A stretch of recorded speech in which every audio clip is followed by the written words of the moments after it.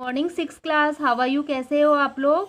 हमने sorting of material chapter 5 start कर रखा है, जिसमें मैंने आपको इसकी अपीयरेंस वगैरह, हार्डनेस वगैरह इसके बारे में बता दिया था, प्रॉपर्टीज़। ठीक है। और हम इसके सॉलिबिलिटी के बारे में पढ़ रहे थे कि कैसे हम सॉलिड को अगर मिक्स कर सकता है। अगर कोई भी सॉलिड चीज़ अगर वाटर में घुल जाती है तो वो क्या होती है? सॉलिबल होती है। अगर नहीं होती है तो वो इनसॉलिबल होती है। ठीक है। ऐसे ही अगर लिक्विड को लिक्विड में अगर मिलाते हैं, अगर वो घुल जाता है तो मिजिबल, और नहीं घुलता है तो इमिजिबल होता है वो। ठीक है। तो यहाँ एक एक्टिविटी कर रखी है जिसमें हमने देखिए यहाँ पे, जिसमें हमने lemon juice, vinegar, ground nut oil, kerosene और घी ले रखा है। ठीक है। तो इनमें लिखना है कि मिजिबल है या नहीं है। तो लेमन जूस क्या है? लेमन जूस वाटर में मिजिबल हो जाएगा, विनेगर भी मिजिबल हो जाएगा, ग्राउंड नट ऑयल मिजिबल नहीं होगा, केरोसिन भी नहीं होगा, घी भी नहीं होगा। ठीक है। मतलब ऑयली चीज़ें कोई भी मिजिबल नहीं होगी।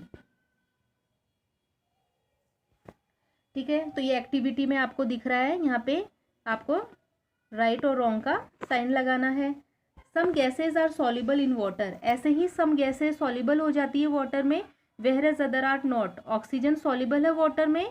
तुम्हें पता है जो एक्वेटिक एनिमल्स और प्लांट्स होते हैं वो वाटर में डिजोल्व ऑक्सीजन को ही यूज में लेते हैं। तो oxygen is soluble in water to some extent, and because of this solubility the animals in the sea are able to survive. इसीलिए जो एनिमल्स होते हैं सी में, वाटर में, वो सर्वाइव कर पाते हैं। Carbon dioxide is soluble in water only है हाई प्रेशर। ठीक है। लेकिन कार्बन डाइऑक्साइड वाटर में सॉल्युबल तो है, लेकिन केवल हाई प्रेशर पे ही हम इसको सॉल्युबल कर सकते हैं, as in soft drink bottles में। इसीलिए जब सॉफ्ट ड्रिंक बॉटल्स, जो कोल्ड ड्रिंक वगैरह की बॉटल्स होती है, when the cork is open it comes out with pressure. तो ये गैस देखी होगी तुमने, एकदम प्रेशर से बाहर निकलती है, क्योंकि इसको प्रेशर से ही इसके अंदर सॉल्युबल करा जाता है, तो ये निकलती भी प्रेशर से ही है। ठीक है। अब हम नेक्स्ट पढ़ेंगे फ्लोटिंग ऑन सिंकिंग मटेरियल, कि कौन से तो फ्लोट होते हैं मटेरियल और कौन से सिंक होते हैं। मटेरियल्स में be heavier than that they might sink in water, जो हैवी होंगे वो सिंक वाटर में मिल जाएंगे, घुल जाएंगे। सॉरी, मटेरियल में be heavier than they might sink in water, डूब जाएंगे, सिंक हो जाएंगे। जैसे rock, stone, all metals and found on sink in water, where soft wood, cork, ये सब फ्लोट करेंगे वाटर के ऊपर। This is due to the heaviness और लाइटनेस ऑफ द मटेरियल। मतलब कोई चीज़ डूबेगी और कोई चीज़ फ्लोट करेगी, तैरेगी, किस पे डिपेंड करता है? उसके हैवीनेस पे और लाइटनेस पे, कि जो चीज़ हल्की होगी वो तो फ्लोट करेगी और जो चीज़ हैवी होगी वो सिंक हो जाएगी। यहाँ पे एक एक्टिविटी कर रखी है कि यहाँ पे एक हमने क्या लिया है, एक टम्बलर लिया है जिसमें वाटर से फिल कर लिया और इसके अंदर खूब सारी ऑब्जेक्ट डाल दिए, जैसे stone, piece of wood, piece of cork, nail. तो हम ये देखेंगे कि कौन सी चीज़ तो सिंक हो जाएगी और कौन सी फ्लोट होगी। तो देखो डायग्राम में दिखाया हुआ है, जैसे की है यहाँ पे, नेल है, कील है, ये सब तो सिंक हो जाएगी, आयरन की सारी चीज़ें। ठीक है। कॉइन है, यहाँ पे स्टोन है, ये सब। और यहाँ पे ऊपर देखो, यहाँ पे वुड है, कॉर्क है, पेपर है। ठीक है। ये सब फ्लोट करेगी। You will that nail, stone sink at the bottom. जो नेल है, कील है, स्टोन है, ये बॉटम में पहुंच जाएंगे डूब के, जबकि वुड और पीस ऑफ कॉर्क फ्लोट करेंगे। ठीक है। क्योंकि for the above experiment we conclude that some objects are heavier while other objects are lighter. तो इससे हम क्या कंक्लूजन निकालते हैं कि कुछ ऑब्जेक्ट्स तो हैवी होते हैं, कुछ लाइटर होते हैं। तो stone is hard and heavy, तो स्टोन कैसा है? हार्ड और हैवी है। Whereas a piece of wood is lighter and found to float on the surface of water. और पीस ऑफ वुड क्या? लाइटर है, हल्का है, इसलिए ये क्या होगा? वाटर पे फ्लोट करेगा। Nail is heavier as compare to it same amount of wood. लेकिन जो नेल है, अगर सेम अपन वेट की लेते हैं नेल और वुड, तब भी इनमें से नेल ही सिंक होएगी, वुड तो फ्लोट ही करेगा। क्यों? This is due to the fact that nail is denser than wood. क्यों? क्योंकि जो नेल है उसकी डेंसिटी ज़्यादा है। तो एक दो रीजन हो गए किसी भी चीज़ को फ्लोट और सिंक होने में। एक तो डेंसिटी हो गई, जिसकी डेंसिटी ज़्यादा होगी वो सिंक होगा और जिसकी डेंसिटी कम होगी वो फ्लोट होगा। अब डेंसिटी का मतलब समझते हैं कि डेंसिटी क्या होती है। देखो यहाँ पे ये 2 ऑब्जेक्ट्स हैं हमारी, सेम वेट की है। ये 1 किलोग्राम है और ये भी 1 kg है। ठीक है। ये कोई आयरन की कोई भी सब्सटेंस है और ये वुड का है, ठीक है। तो दोनों का वेट सेम है, फिर भी आयरन सिंक होगा और वुड फ्लोट होगी। क्यों? क्योंकि आयरन में की डेंसिटी ज़्यादा है। डेंसिटी का मतलब होता है जो उसके अंदर मॉलिक्यूल्स होते हैं वो बहुत पास पास होते हैं। मॉलिक्यूल्स क्या है, बहुत पास पास होते हैं, इसकी डेंसिटी ज़्यादा होती है, इसलिए क्या हो जाता है, सिंक हो जाता है।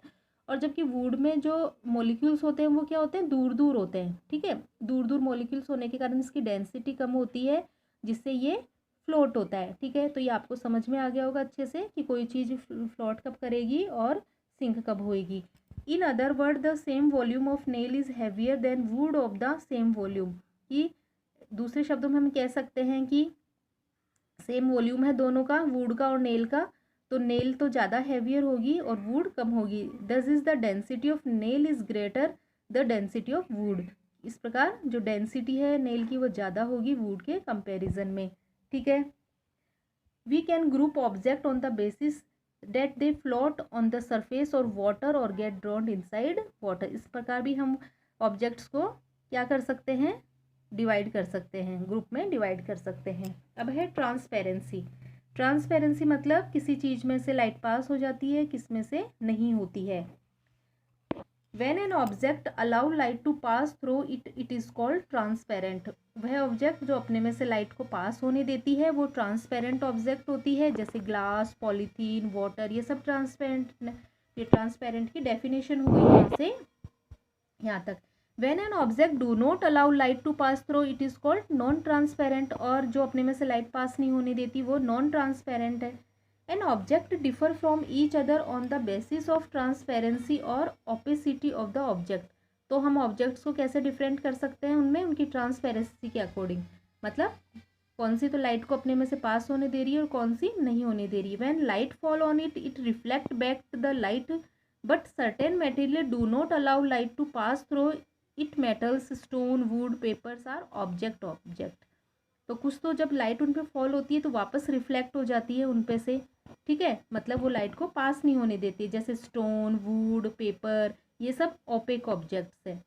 There are also object which allow some light to pass through it is material और कॉल्ड ट्रांसल्यूसेंट। अब कुछ ऐसी भी ऑब्जेक्ट्स होती है जो अपने में से ना तो कंप्लीट लाइट को पास होने देती है, नहीं कंप्लीट रोकती है। मतलब सम लाइट पास हो जाती है, थोड़ी थोड़ी लाइट, उन्हें ट्रांसल्यूसेंट बोलते हैं। जैसे ऑयल पेपर है ना, ऑयल पेपर है, क्लाउड्स है, इनमें से हमें थोड़ा धुंधला धुंधला दिखता है। जैसे विंडो ग्लास है, ठीक है। तो ये ट्रांसल्यूसेंट। तो 3 टाइप की ट्रांसपेरेंसी हो गई। एक तो ट्रांसपेरेंट हो गए, एक ट्रांसल्यूसेंट हो गए और एक ओपेक ऑब्जेक्ट हो गए, ठीक है। यहाँ पे भी देखो एक एक्टिविटी कर रखी है। यहाँ पे एक take a glass, a piece of paper और एक ऑयल पेपर, 3 चीज़ें ली है। एक ग्लास लिया है मतलब शीशा, कांच, पेपर लिया और एक ऑयल पेपर की शीट ली है। अब एक कैंडल लेंगे अपन, उसको लाइट को उसके वॉल के ऊपर डालेंगे। Now bring glass in front of the lamp and see the light passes through the glass on the wall. तो हम देखेंगे कि जब हमने ग्लास लगाएंगे आगे लाइट के और तो पीछे वॉल पे लाइट चली जाएगी। अब हम जो पेपर लेंगे उसको रखेंगे तो उसकी लाइट पास नहीं होगी। ऐसे ही हम ऑयल पेपर लेंगे तो उसमें से लाइट थोड़ी थोड़ी पास हो जाएगी और वॉल पे दिखाई देगी। तो हम क्या नोटिस करते हैं, you will notice that light pass through glass, glass में से लाइट पास हो जाएगी। It is a transparent material. And while paper is opaque, it does not allow any light to pass. लेकिन पेपर ओपेक ऑब्जेक्ट है, ये अपने में से लाइट पास नहीं होने देगा। However oiled paper allow some light to pass through. जबकि ऑयल पेपर अपने में से सम लाइट मतलब थोड़ी सी लाइट पास होने देगा। दस ऑयल पेपर इज ट्रांसल्यूसेंट। मतलब ऑयल पेपर क्या है, ट्रांसल्यूसेंट। इस प्रकार ये आपका चैप्टर कंप्लीट हो गया है, ठीक है। अब हम इसके नेक्स्ट वीडियो में हम इसके क्वेश्चन आंसर्स कराएंगे। Thank you.